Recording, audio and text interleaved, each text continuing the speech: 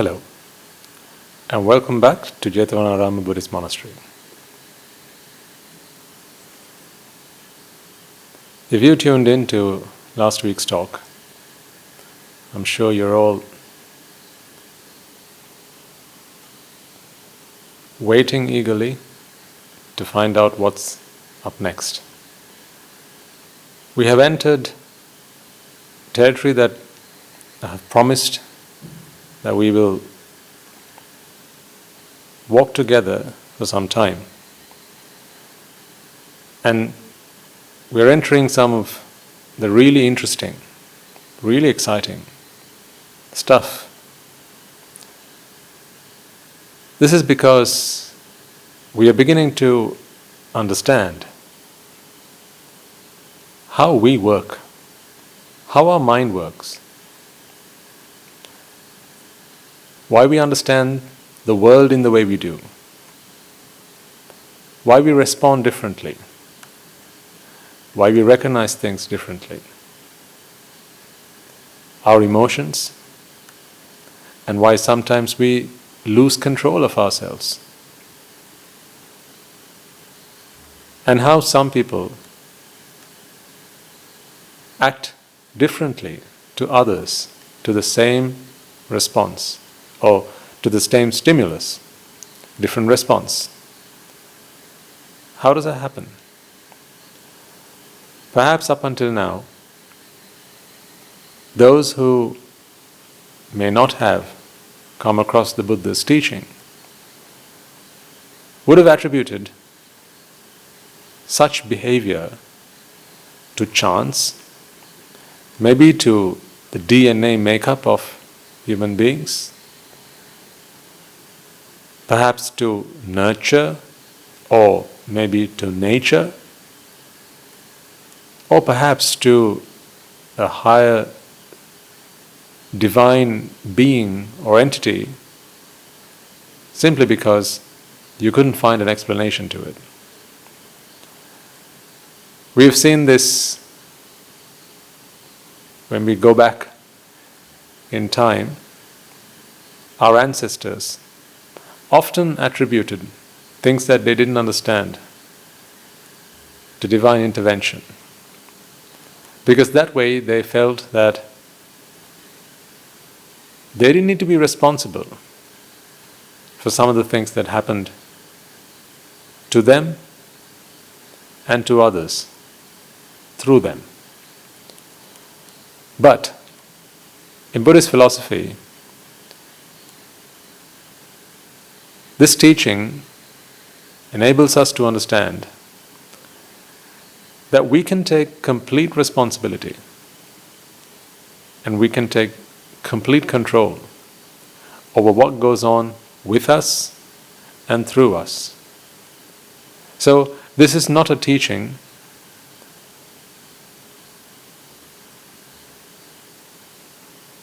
that takes away control and responsibility, but on the contrary, it actually puts responsibility and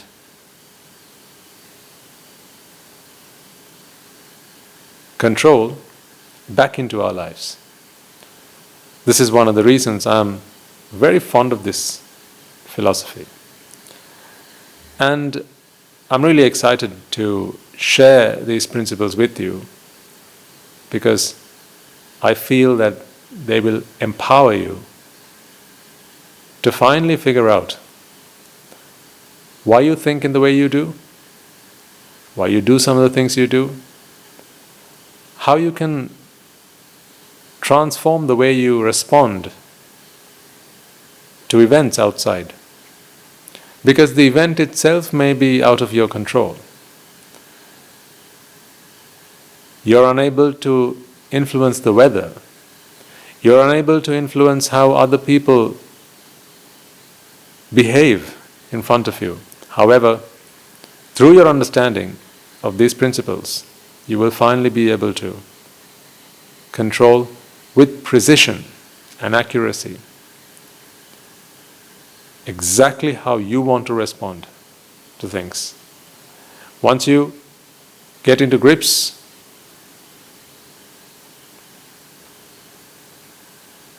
the principles contained within these teachings, you will be free from some of the emotions that bother you and sometimes keep you up at night. It may be that you don't like to get angry, but you can't stop yourself. Am I right? It may be that you hate it when you feel jealousy, but you can't stop yourself. Perhaps it may be that you don't like it when you have lustful thoughts about someone because you know it's just not right, but you can't help it. So then you feel like locking yourself up, shoving yourself into a corner, running away from the world, and some even feel that the only real answer they can find for themselves is to off with themselves. But what we are trying to do is to show you that there are always better answers to problems once we understand the workings of the mind. So, on our quest to achieving ultimate happiness, on our journey following the footsteps of the great Master who once took this journey before us and then laid down the breadcrumbs. So, people, many scores, many hundreds, thousands, hundreds of thousands, millions of people who seek freedom, happiness, enlightenment could follow on his footsteps and achieve the same liberation that he did for himself. This is why, recognizing this great service that he rendered to all humanity, we affirm to make use of this opportunity by paying homage to that great Master, the Lord Buddha. So, without further ado, let us do that. And as soon as we've done that, we have one hefty task to carry on with. That is to continue where we left off last week. So let's do that. Namo tassa bhagavato arahato samma sambuddhassa.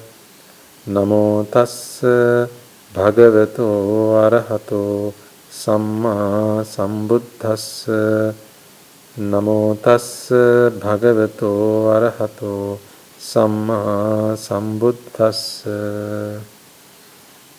Now, let's quickly remind ourselves what we've discussed so far.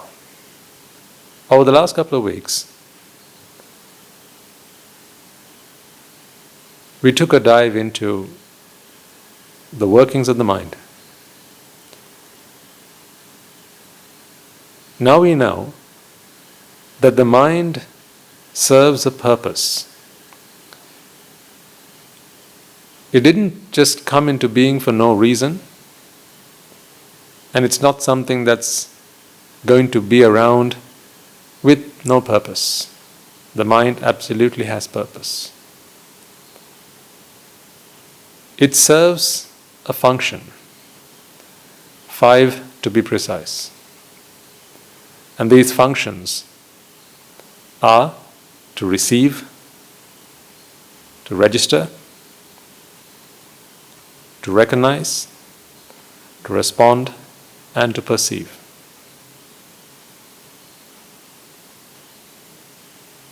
If you joined us over the last couple of weeks, by now you'll be very familiar with what I've just mentioned. So these 5 things are what goes on in our mind. And this helps us to perceive the world that we live in. You know, you're looking at something and what that something is and what you can do with that something, and all this in the flash of a second. All because the above 5 things happen inside of you. So really, there's an algorithm, just like a computer would. In just the same way you'd have to program a computer to understand, to interpret and input a stimulus, the mind has an algorithm which is used to understand stimuli that reach it through the 5 sense doors. So far, so good. But we know that unlike a computer, there's something that happens in our minds which bother us. These are the things that keep us awake at night. These are those niggly feelings, emotions that bother us, that torture us. But unlike a computer, we know from personal experience that the mind is something more and in addition to a computer. And in some ways, you may feel that that is what makes you human. We know that a computer is unable to have emotion. But you and I, we are capable of that. How does that happen? How is it that we see an image of someone and we can feel emotional about the person we have seen? And it's not just a person, it's other things as well. Emotions aren't simply things like affection, anger, jealousy. Even if you feel that something's good looking, pretty, beautiful, or even ugly, they're also emotions. Now you know that a computer does not understand beautiful. You can code it to respond in a certain way, but that's not because it understands beautiful. It's just a pre-programmed response. But no one programmed you, did they, to understand beauty? Or did they? We discussed what pleasure is in previous talks. We distinguished the difference between pleasure and happiness. I'm sure you remember. That happiness is the default state of the mind, whereas pleasure is acquired. It's an acquired emotion. It's our response, or it's the mind's response, when it relieves from vexation. And I hope you're now taking a jog down memory lane, dipping into your memory and retrieving some of those talks that we had earlier, where we talked about how pleasure works and how we understand beauty, why 2 things can be perceived differently by 2 individuals, why one sees something as beautiful, the other can disagree. Now, when we touched this topic back then, we only scratched the surface. But now that we are starting to dip into the inner workings of the mind, we've now opened the bonnet, so to speak, and now we are looking at the cogs that turn within this sphere that is the mind. we'll need to take a closer look so we can better understand how exactly these things work. Why do we do this? Well, there's always only been one answer to any question like that on this series of talks, hasn't there? It's for one reason and one reason alone, because our understanding of these concepts will enable us to achieve ultimate happiness, nothing else. When you understand how vexation works, that in itself will put the power back into your hands to stop vexation from taking place. Because now I know, and I hope you'll agree with me, that you have fallen out of love with pleasure. Have you or haven't you? Now that, of course, is only a question that you can answer for yourself. So, I hope you're beginning to understand why these talks were organized in a particular order. We started off with what Buddhism was, the fact that it's a philosophy, that you don't have to give up anything, all you need to do is realize. We then started to talk about the principle of cause and effect, and then there was always a question of why do we talk about cause and effect, why are we interested in it? And then we tried to understand what pleasure was, and then you began to understand that it was simply relief from vexation, and then through our understanding of cause and effect, if we can do something to eliminate vexation, then pleasure will also be taken rid of. But for that, of course, you had to fall out of love with pleasure. For as long as one is in favor of pleasure, there's no point in us talking about this, because they still haven't understood or realized that pleasure is just a farce. So if you follow this series, by now, you'll be geared up to take the next step.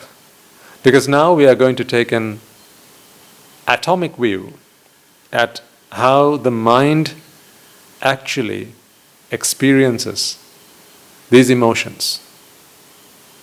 So from here on, you will know exactly what goes on in this thing called the mind.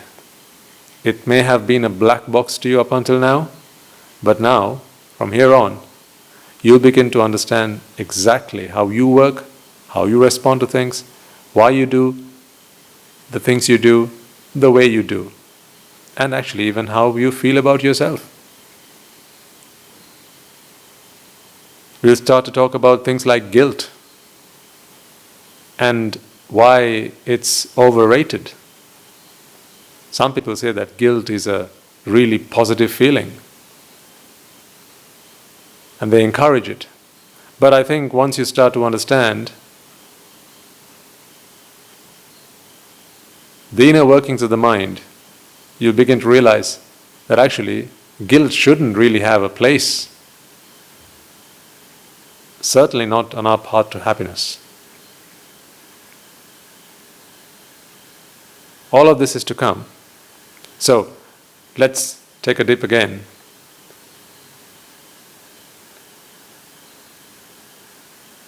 And begin to unravel further how the mind works and understand some of the things like vexation and pleasure and how they actually occur in the mind. So, let's switch our focus to the whiteboard, and through some illustrations, we will begin to understand the mechanism behind this. Let's take an example to refresh our memory of what we understand about the mind already. So I'll use the example I always use. a flower. We have the eye that observes it. We discussed this last week. These are light waves.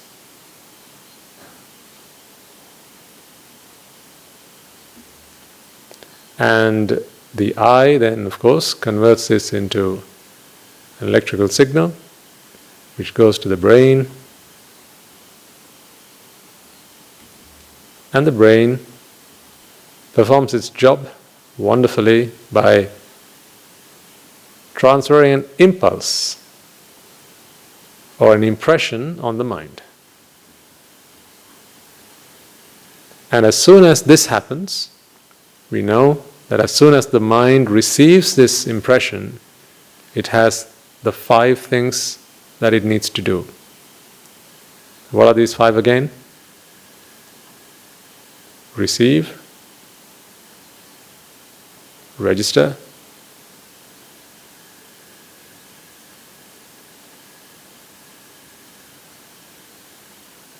recognize,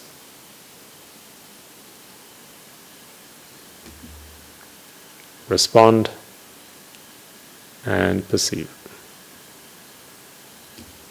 Right? So we know this now like the back of our palms. Excellent. Now, do you see vexation anywhere? How about pleasure? See, what we've discussed until now does not in itself explain how one might see this flower as beautiful. You might think that, isn't that a function, or isn't that served by the function of recognition? Is it not recognition that tells us that this is a flower, and the fact that it's beautiful?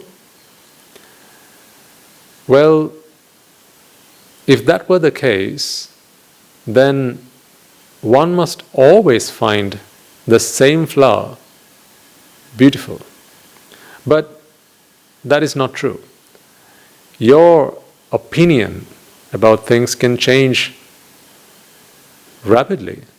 One day you might think something's beautiful, the next day you might think it's ugly. It's an eyesore. So, if it's recognition, and you recognize something the same way, then it cannot be the function of recognition that does the job of assessing whether what you have seen is beautiful or ugly.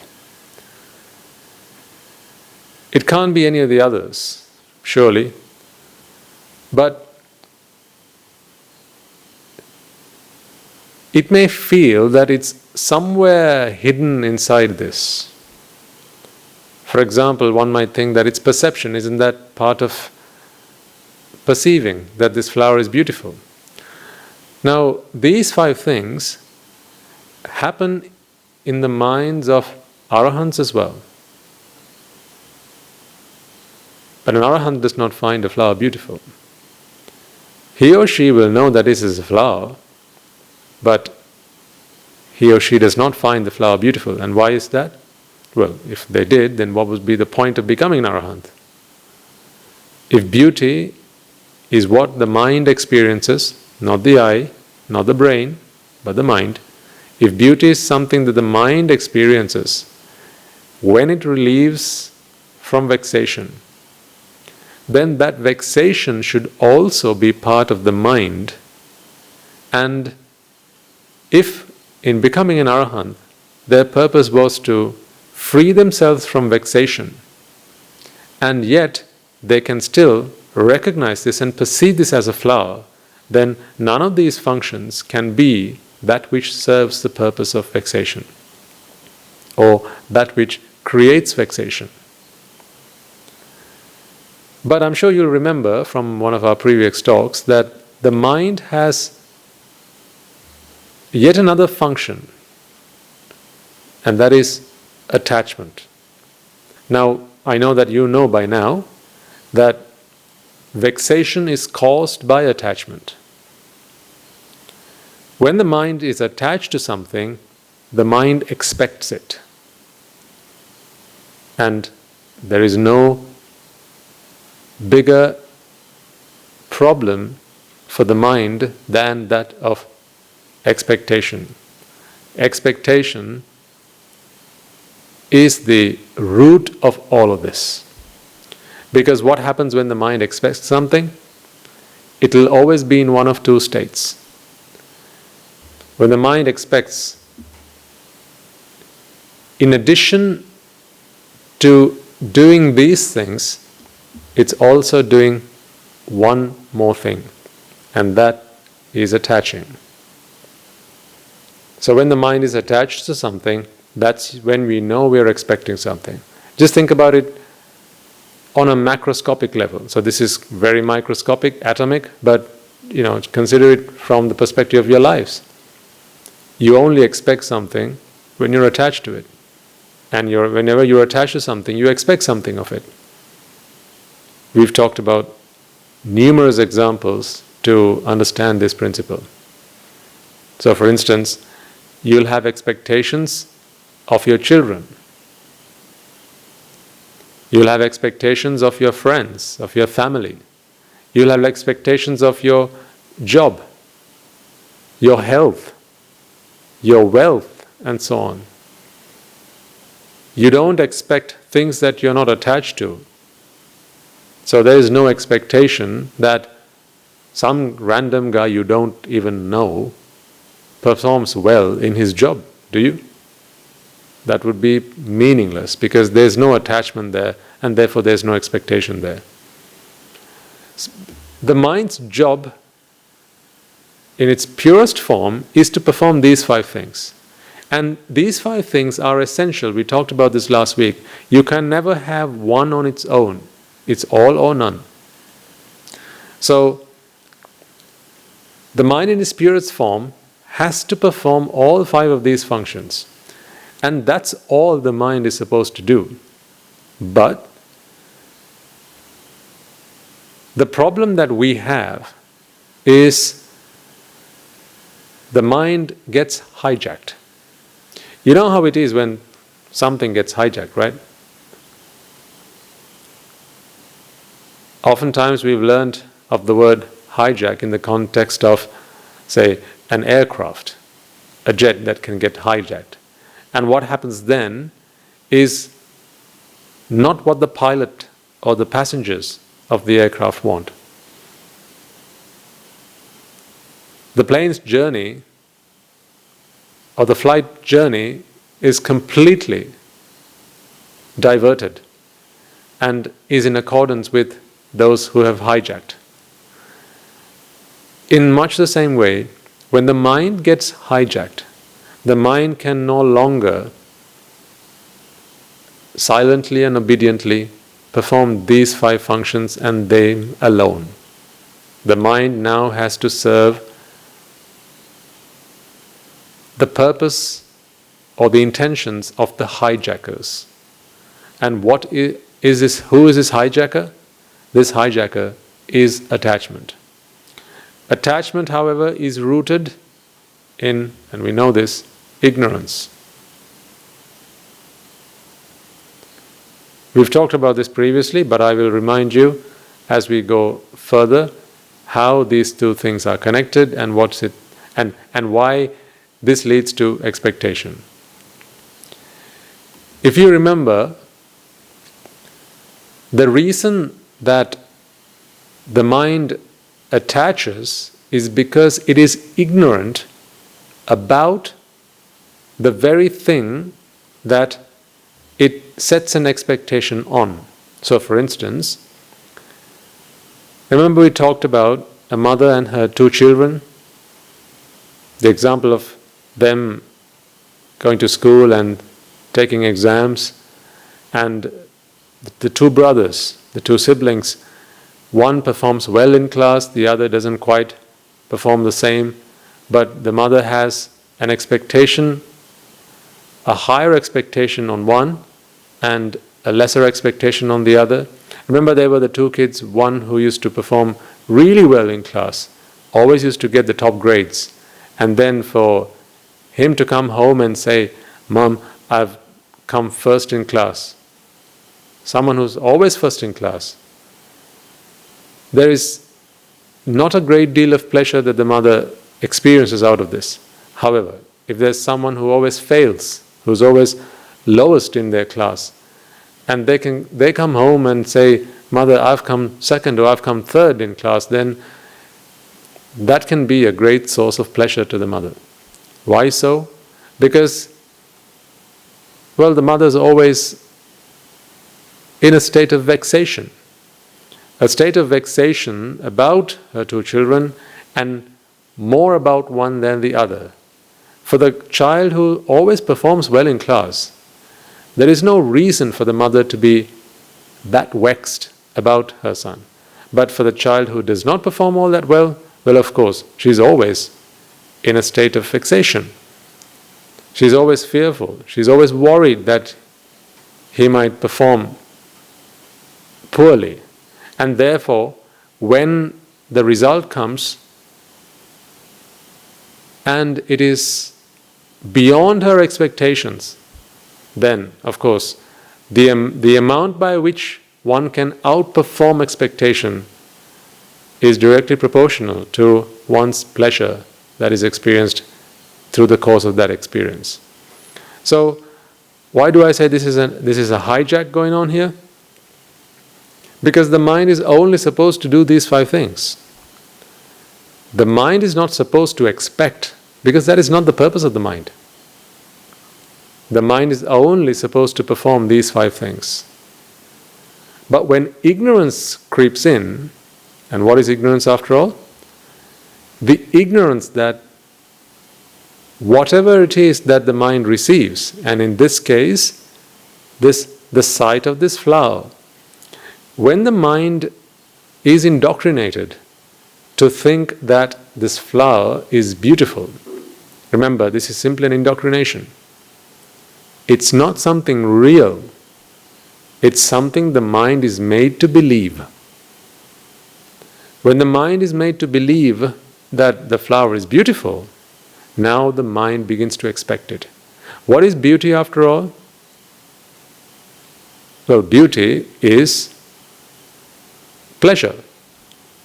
When the mind is indoctrinated to believe that this flower or the sight of it can bring it much pleasure, now the mind begins to expect it. Because, well, who doesn't want to be happy, right?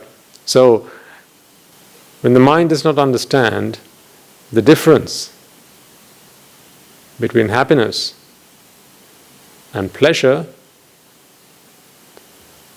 we do now, because we understand that the two things happen in very different ways. One is by default and the other is a product of a function. We've never known this before we came across the Buddha's philosophy, right? So the mind sees that these two things as one. In fact, it doesn't even know that another one of this exists. This is the only form of happiness it has always known. And because it's never seen two types of happiness, there's never been a reason to distinct one from the other. So pleasure is what the mind has always experienced. But it never knew, now I'm talking about the mind, therefore I'm referring to it as it, but you could think of it as yourself. You've never known that pleasure is actually the product of a function, and that function being relief from vexation. You do now, but you didn't earlier. And this experience of pleasure is simply a result of wrong thinking. What is that wrong thinking? That this flower, the sight of it, is beautiful. Is it really beautiful? No, can it be beautiful? If it were, what were some of the ways in which we prove this? The fact that a flower is not in itself beautiful. Well, if it were, then two people observing it must feel exactly the same way. But we know it's not. Why does a florist have to stock lots of different types of flowers? You can't say that simply because of the event. For a funeral you'll take one type of flower, but for Valentine's Day you take another type. For the same event, two people will come and take different types of flowers because one thinks one is more beautiful than the other. So then that cannot be the default response of the mind. But they'll both know that they are flowers, except one will find it beautiful, the other won't. Why so? Well, that is all because of the indoctrination. And that is wrong knowledge. In other words, ignorance. Wrong knowledge is ignorance. What is the wrong knowledge? That beauty is something that is within this flower. It's in the sight. And when this wrong knowledge, this misinformation, or this ignorance creeps into the mind, how?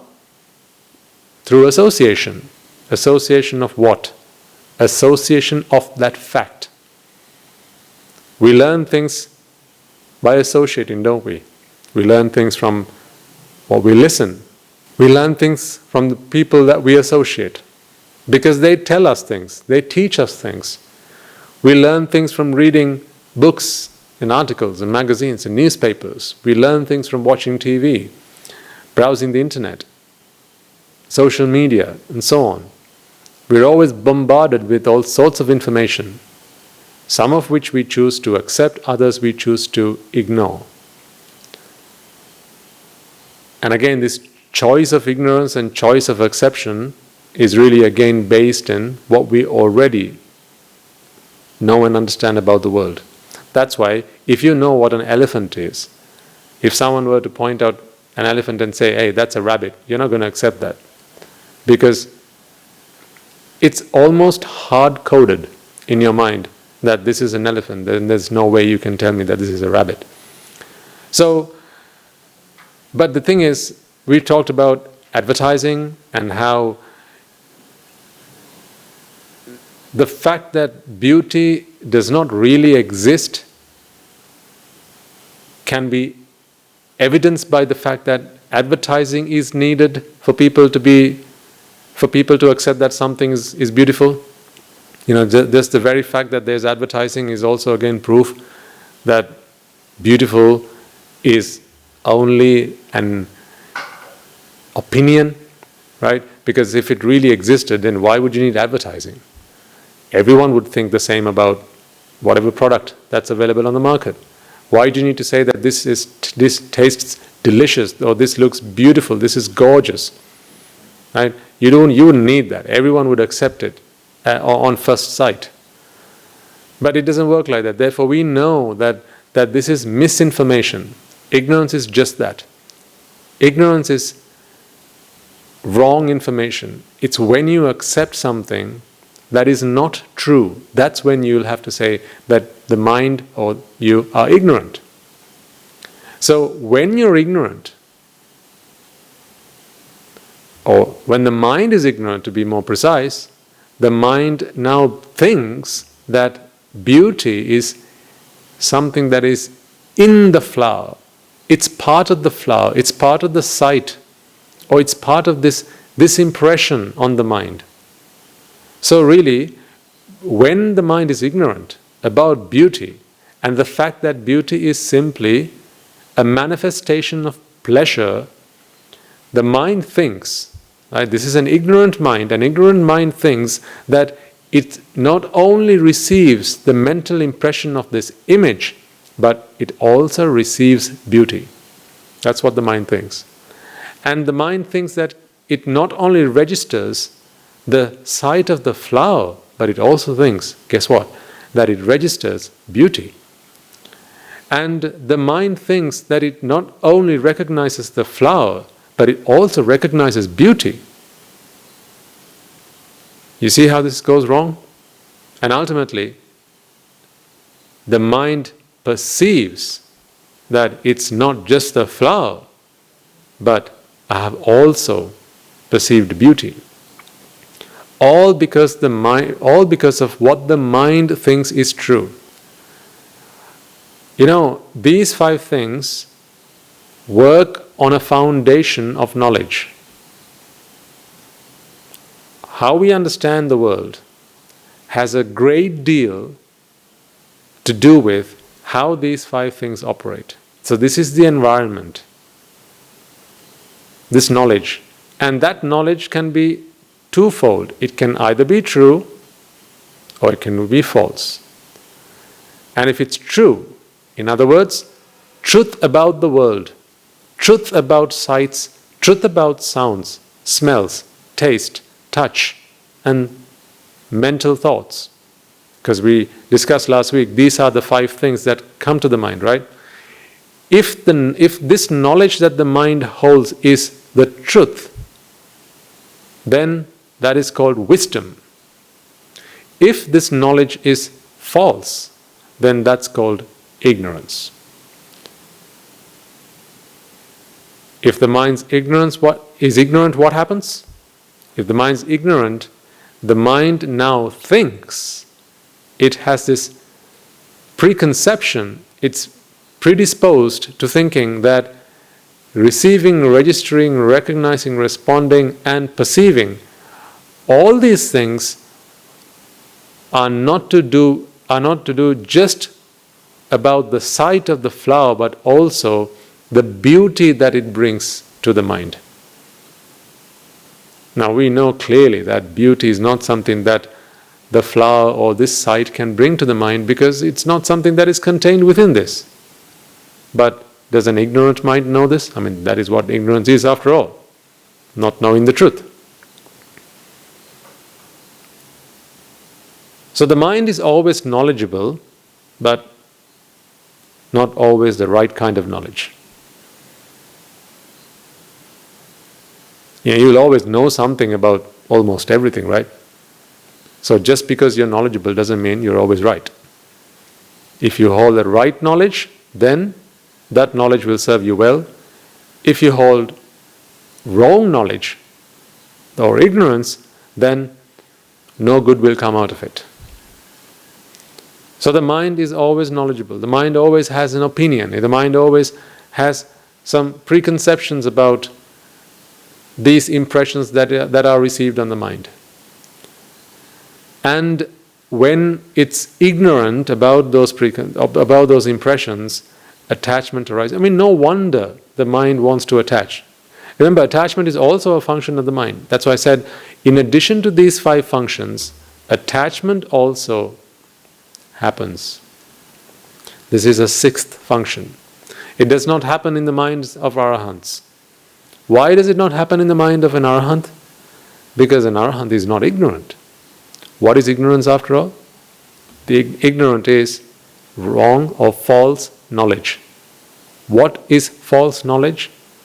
False knowledge is knowledge that holds that beauty is contained within the sight. That's just the example I've drawn here. So sight, or sound, or smell, taste, touch. Remember, we talked in one of our previous talks about beauty of sight, beauty of sound, beauty of smell, beauty of taste, and beauty of touch, where I simply used the generic beauty as a generic term to explain or to refer to pleasure that was sought in these 5 sense impressions.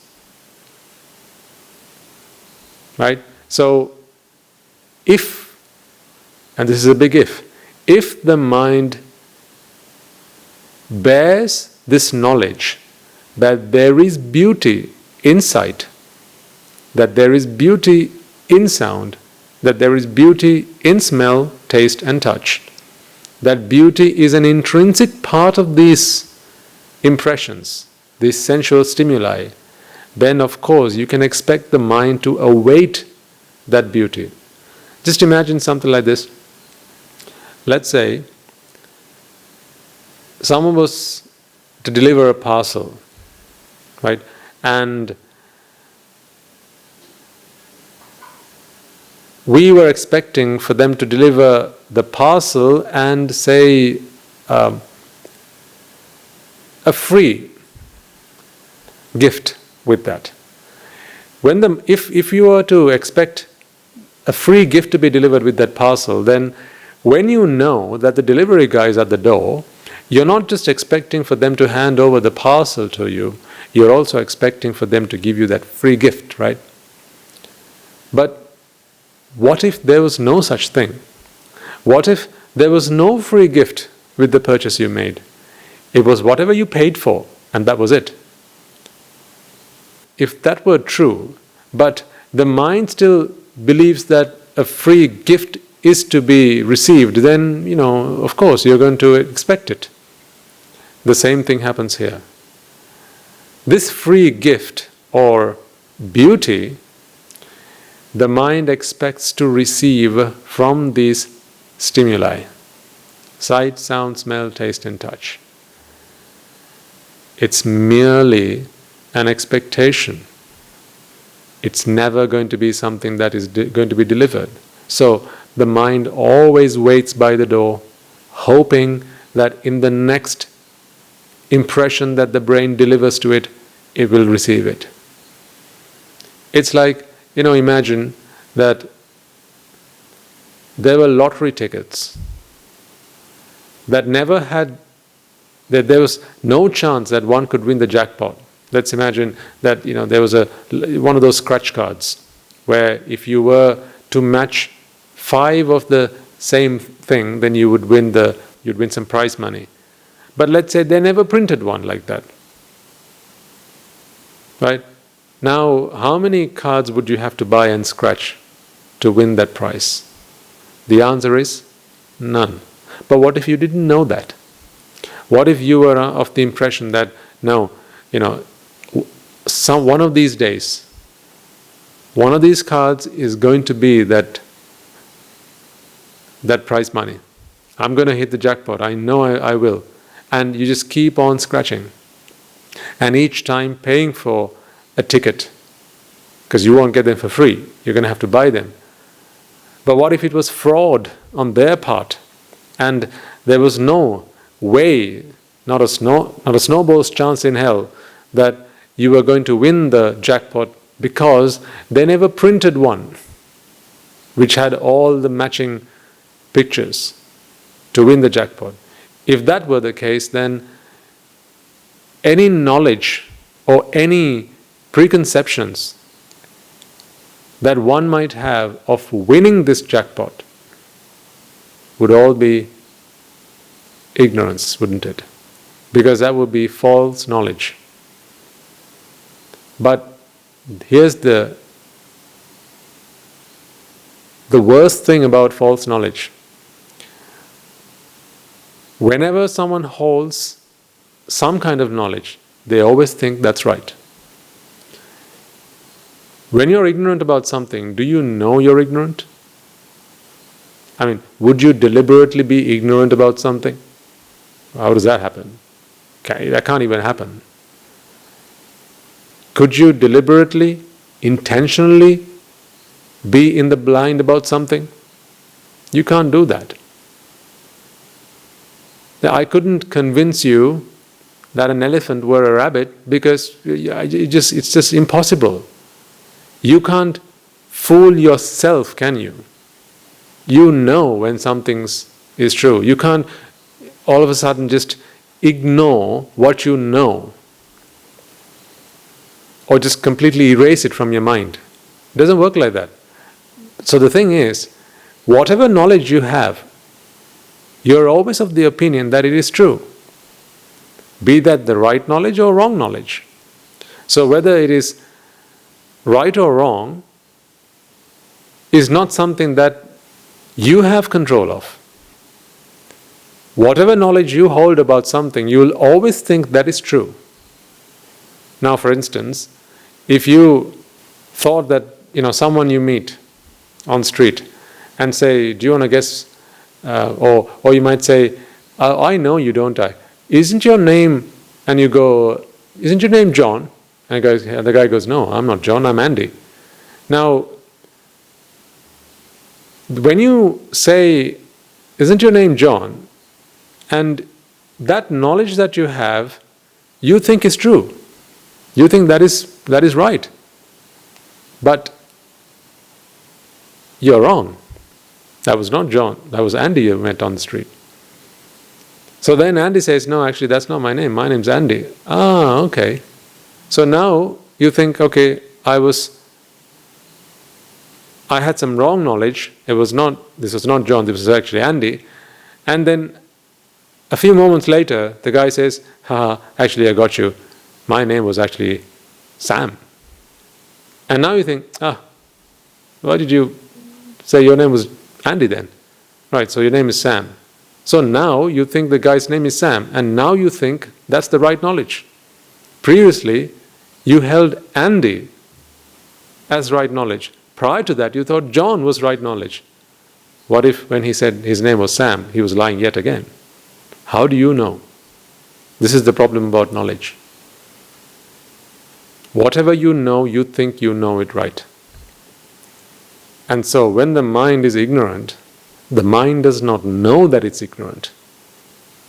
Isn't that the worst kind of ignorance? When you know that what you know is right, but still is wrong. Why would you even try to come out of it? It's like if a man were born blind, do you think he'd ever try to break out of it? Do you think he'd ever try to get his eyesight? No, he was born blind. He does not know that there is anything other than blindness. In fact, he doesn't even know that he's blind. Because to know that one is blind, one must have seen or experienced what not being blind is. That's why only someone who is not born blind, if they do go blind, might try to undergo some kind of medical procedure to regain their sight. But someone who's born blind, actually it doesn't bother them that they're blind. Because they don't even know what blindness is. You can tell them, I can see things, and they'll go, what is seeing? It doesn't bother me. So like that, when the mind is ignorant, the mind does not know that it's ignorant. You can answer this question for yourself. You've always thought that pleasure was something that was intrinsic in the experiences that you had. Did that bother you? Honestly, tell me. When you tucked yourself in to a kebab and you thought, this is delicious, did it bother you that deliciousness was not something that was part of the meal that you were having? Now you know that it was never part of it. Now you know that if you found beauty in taste or deliciousness, it was simply an experience that you had through relief from vexation. Today, when you tuck yourself into a kebab and you experience that pleasure, today you have a problem with it. Because today, you don't like the fact that you feel that way, because you have fallen out of love with pleasure. So you don't like that you feel that way. As pleasurable as it might be, as pleasurable as that feeling might be, you're not in favor of it, because you know, for me to be feeling this much of pleasure, how much of vexation must there be in my mind? Right? So, because you know this, today that bothers you. But think about when you didn't know this, when you didn't have the faintest idea that deliciousness or beauty of taste was not something in the taste itself. Then you just enjoyed the experience, didn't you? Now you can't tell me ignorance is bliss, like some would.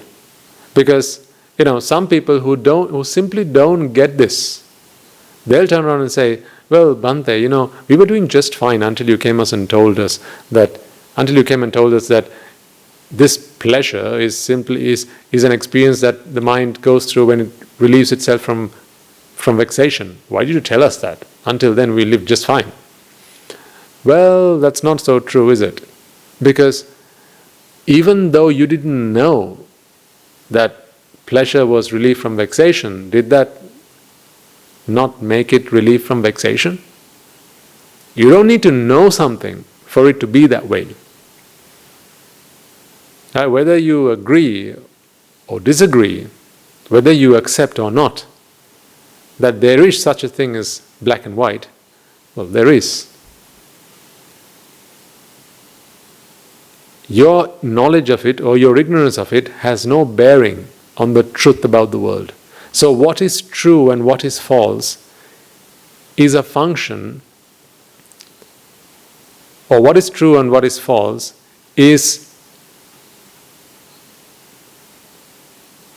dependent on what is really true, regardless of what you accept is true. So this true and false has nothing to do with this knowledge really. Just because you believe something's true doesn't make it true. Just because you believe something's false doesn't make it false. So in other words, what you believe, what you expect, or what you accept, or what you hold as true does not make something true. True is true and false is false. If you hold false knowledge as true, that's when we say you're ignorant. If you hold true knowledge as true, that's what we call wisdom. Ignorance breeds attachment. And when you're attached to something, what comes next? We know. What comes next is fear and grief. These two things. So both fear and grief are based in vexation. Because when there's vexation in the mind, you're always fearful. Fearful that what you have experienced will be lost, somehow snatched from you, taken away from you.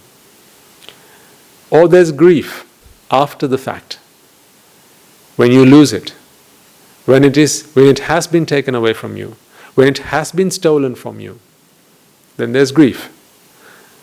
What is the connection here? Why are we talking about fear and grief? Why are we revisiting this topic when we are now taking a microscopic view at the mind? Well, here's the thing. Remember last week we talked about how this works as a series, right? Thoughts arise and pass away, right?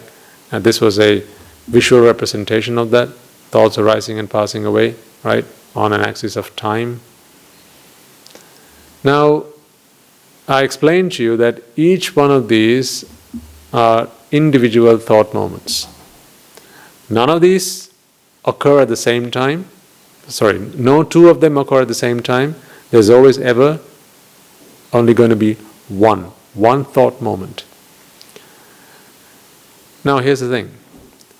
Every thought arises and passes away, and the lifetime of a thought is that. This is the lifespan of a thought. Between the time of its arising and the time of it passing away. This is the lifespan of a thought. Now, this is no problem if all it serves is what it's supposed to serve. If this thought serves simply what it's supposed to serve, which is these 5 things: receiving, registering, recognizing, responding, and perceiving, there's absolutely no problem. So, for instance, the sight of this flower, when received by the brain, and then an impression, a mental impression is passed to the mind, over the course of this thought, as it arises and passes away, all these 5 things can happen.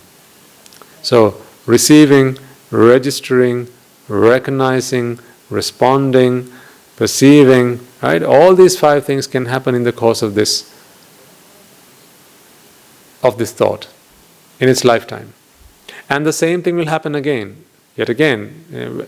If you keep on looking at the same flower, remember, these thoughts arise and pass away at such a rapid rate. So, the moment this thought passes away, the next one is ready, and you have receiving again, registering, recognizing, responding, and perceiving. And once that's done, the next one again, receiving, registering, recognizing, responding, perceiving. And then yet again, you know the drill now, receiving, registering, recognizing, responding, and perceiving. So each thought is capable of doing just that, and it can do it just fine, no problem. And performing these 5 functions has no negative impact on the mind. There is no fear, there's no grief. Why? Because there's no attachment. Why? Because there's no ignorance. Why? Because the knowledge that this mind or this thought holds, as I said, these thoughts arise and pass away on a foundation of knowledge. So knowledge is always there. This is the environment in which these thoughts arise and pass away. So this knowledge is part of the makeup of the mind. So it's always there. And while it's always there, these thoughts arise and pass away. Right? So there's no problem here whatsoever. However, the problem happens when, as I said earlier, the mind gets hijacked. When the mind gets hijacked, wrong knowledge or false knowledge creeps in. This is the moment of hijack. When false knowledge creeps into the mind, now what happens? With every thought that arises, there is an expectation. And what is that expectation? That expectation is whatever the brain drops on the mind as this package, it's not just sight, sound, smell, taste and touch. Now the mind hopes to receive. What else does it expect? That's right. It expects beauty. It expects pleasure.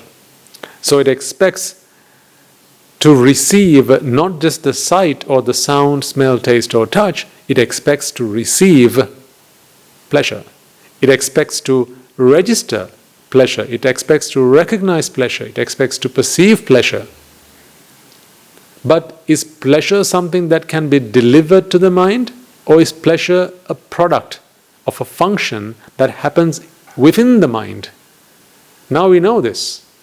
It cannot be something that can be delivered from the outside. Pleasure does not exist anywhere on the outside.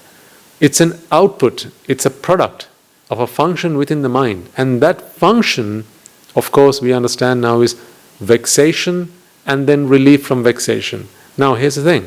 When there's false knowledge, there's always attachment. And that attachment causes the mind to vex. Right from the start till the end, there'll be vexation. Vexation is not fear, vexation is not grief. Vexation is always present. Wherever there's attachment, there's vexation. Wherever there's attachment, there'll be either fear or grief. But wherever there's attachment, there'll always be vexation. So right from the start, there's going to be vexation. Now, on a thought that has vexation, it is received. What is received? Sight is received. Can beauty be received? No, because the brain cannot deliver beauty. Why can't the brain deliver beauty? Well, because the optic nerve cannot deliver beauty. Why not? Well, because the eye, the retina cannot deliver beauty. Why not? Because these light rays that land on the eye cannot deliver beauty. Why not? Well, because the flower cannot deliver beauty. And why is that? Because beauty is not in the flower. So how can something be delivered where it is not available at the source? Beauty is a product of a function that happens in the mind and in the mind alone.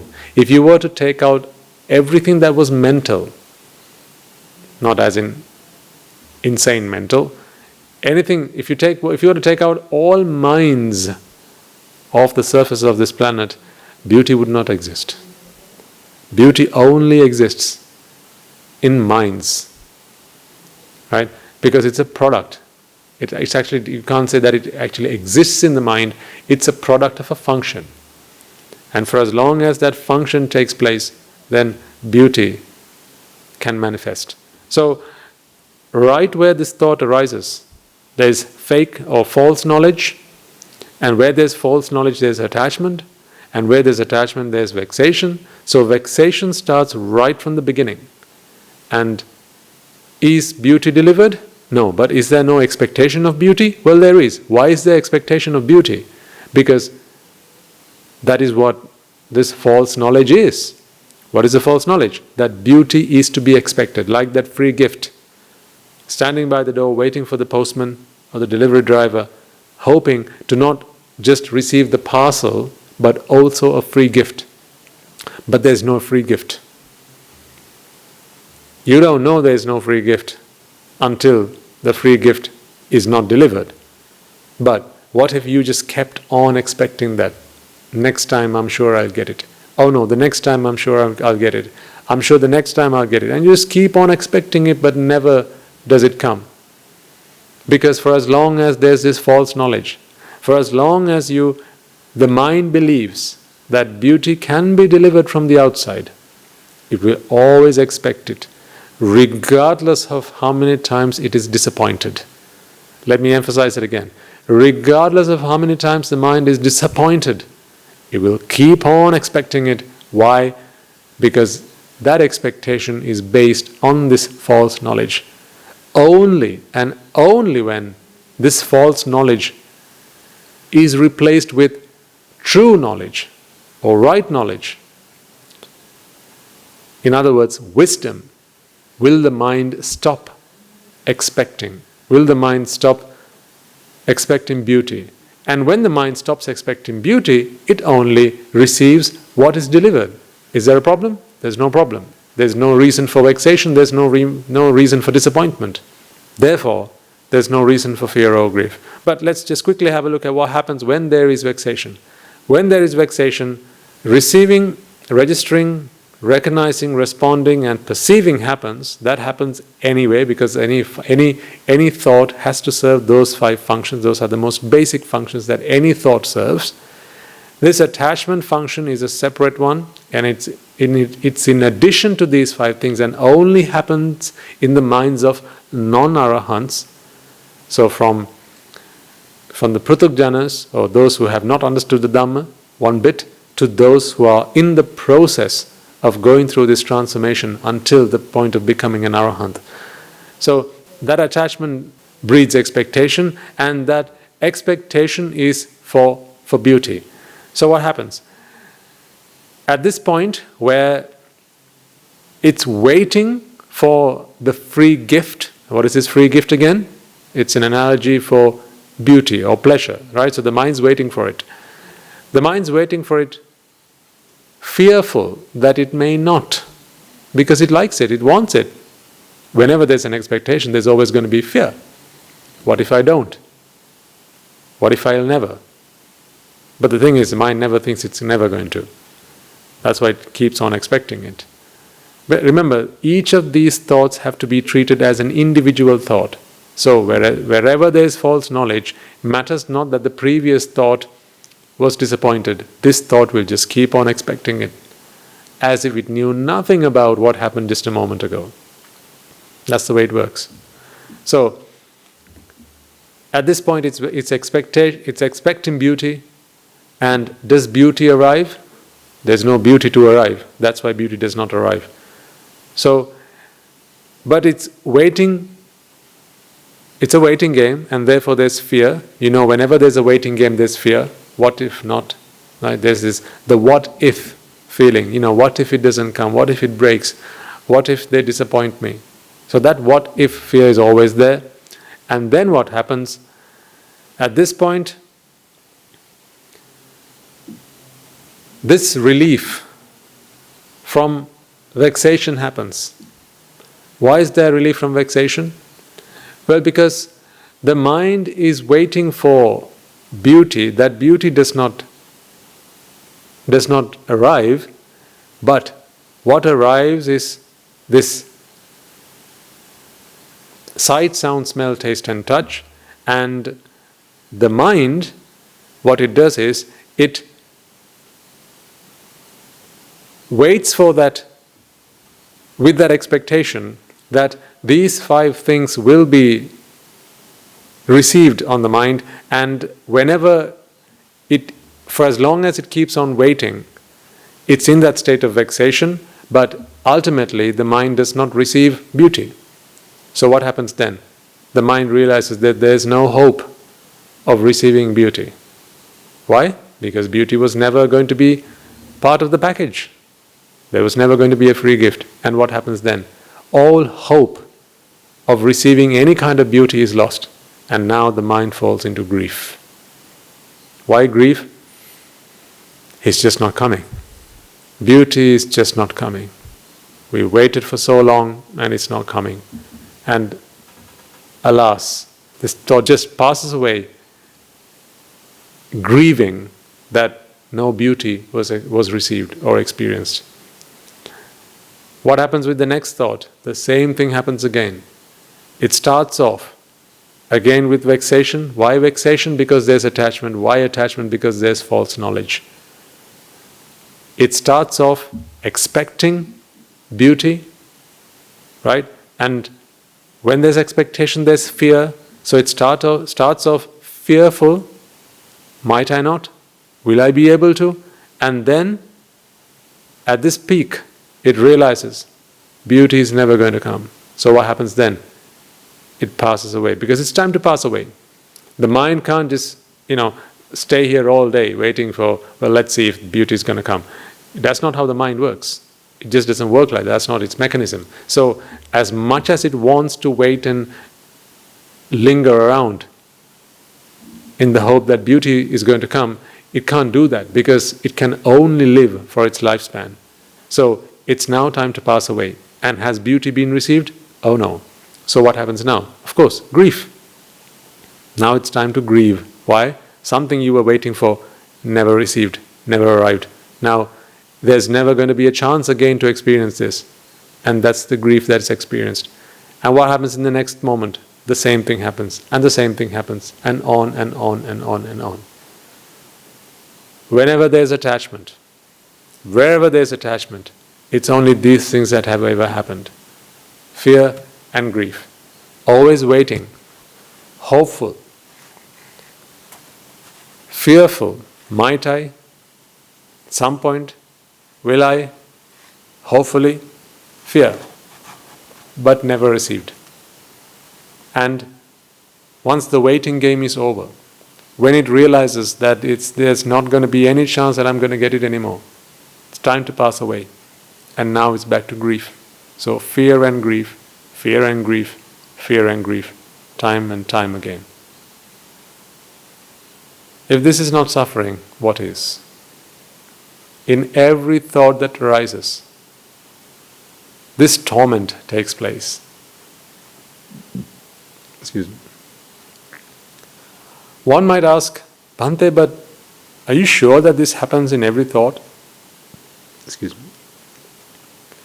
I don't feel that way, you might say. Here's the thing. You were born blind. You've not known any different. We were all born blind. We've never experienced a moment of our existence, a moment without fear or grief. So how do we know what it feels like to be fearless and with no grief?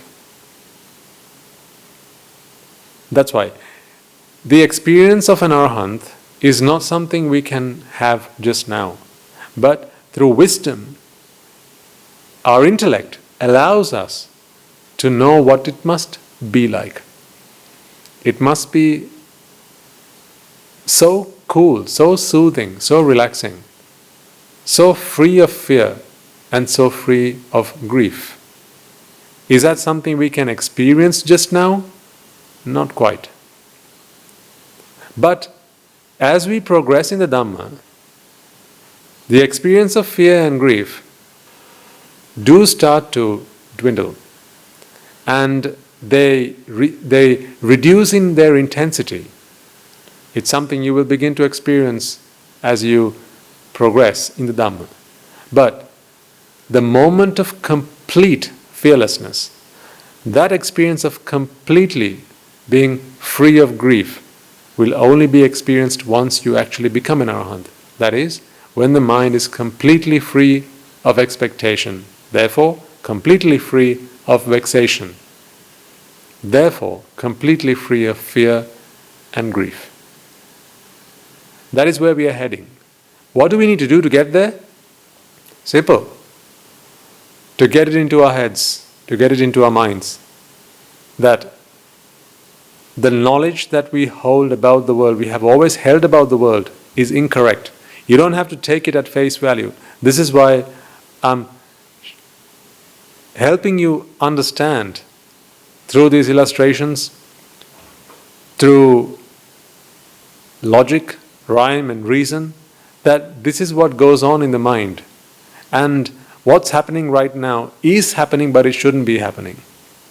But once you begin to understand this, you will then find a breakthrough.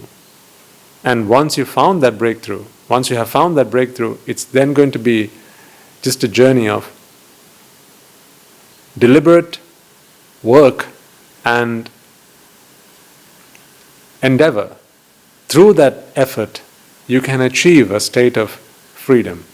So that is the state of ultimate happiness that one can achieve when they begin to understand, comprehend, and realize the Dhamma.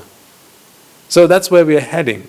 Week by week, day by day, we further explore the truth, replacing the false knowledge that we have in our minds with true knowledge. In other words, replacing any ignorance we have in our minds, every modicum of it, with wisdom. That's going to take some time, but that's all we have, isn't it? That's the only thing we have. So, provided that we keep on at it, we can all work towards freeing ourselves from ignorance and replacing in its place wisdom. The day, the moment our minds are completely free of ignorance and founded in wisdom, at that very moment, all attachment is eliminated, eradicated. And at that moment, all vexation is eliminated. And at that moment, all fear and all grief is eliminated.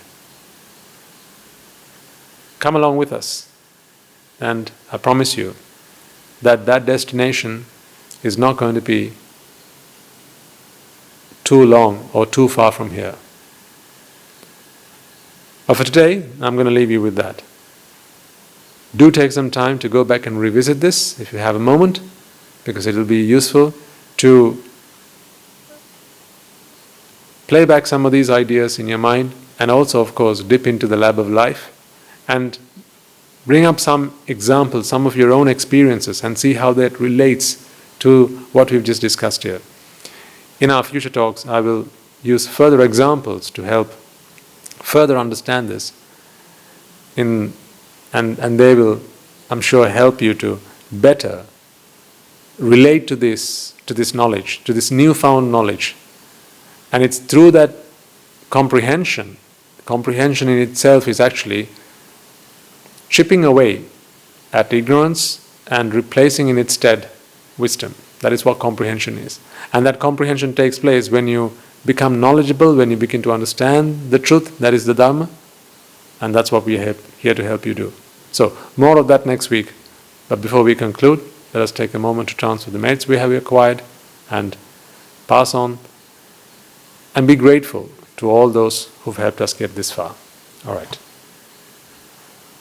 Let us take a moment then to transfer the merits we have all acquired by making offerings to the infinite virtues of the Noble Triple Gem, chanting Pirit, listening to the Dhamma, and engaging in various meritorious deeds today. First and foremost, let us remind ourselves how incredibly fortunate we are to be in receipt of the Lord Buddha's teaching, and with immense gratitude let us transfer these merits to the bhikkhus and bhikkhunis, upasakas and upasikas, who since time immemorial have protected and preserved the sublime teachings of the Buddha and passed it down through the generations of the noble lineage in the form of the Tripitaka, which is thankfully available to us today to study, understand and comprehend Dhamma.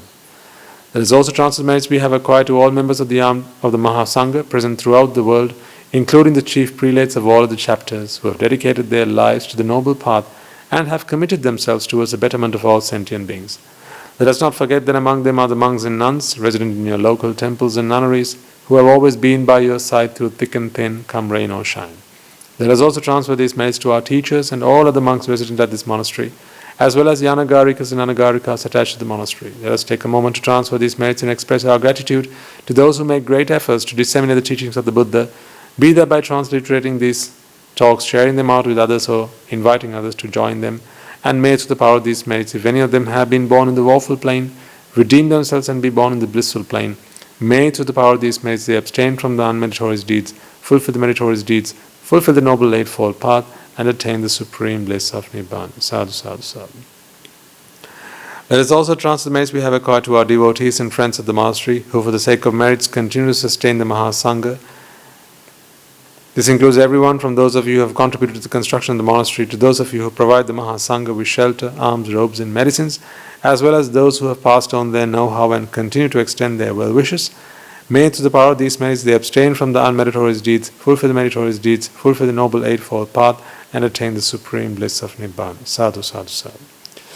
Let us also take a moment to transfer merits to our mothers, fathers, husbands and wives, brothers and sisters, sons and daughters, grandparents, uncles, aunts, cousins, nephews and nieces, our elders, friends and acquaintances, employers and employees, and to all those who have helped us, supported us, assisted us in any way, shape or form.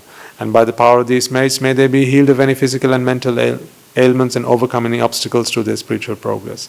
May they abstain from the unmeritorious deeds, fulfill the meritorious deeds, fulfill the noble eightfold path, and attain the supreme bliss of Nibbana. Sadhu, sadhu, sadhu.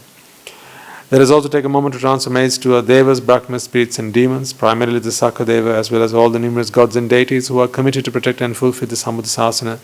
Let us also transfer merits to our guardian deities who keep a watchful eye over us and keep us out of harm's way. And may through the power of these merits they prosper in divine power and wisdom. May they abstain from the unmeritorious deeds, fulfill the meritorious deeds, fulfill the noble eightfold path, and attain the supreme bliss of Nibbana. Sadhu, sadhu, sadhu. Let us also take a moment to transfer merits to our ancestors who have predeceased us, to all those who have been families, friends and acquaintances in this infinitely long journey in samsara, and to those who have helped, supported and assisted us in every way they could.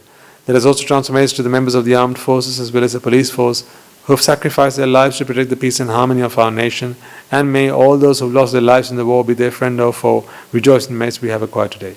Let us also transfer merits to all those who have lost their lives in the natural calamities such as the tsunamis and earthquakes, landslides and pandemics, reminding ourselves that among them will be those who have been friends and family to us in this long journey in samsara.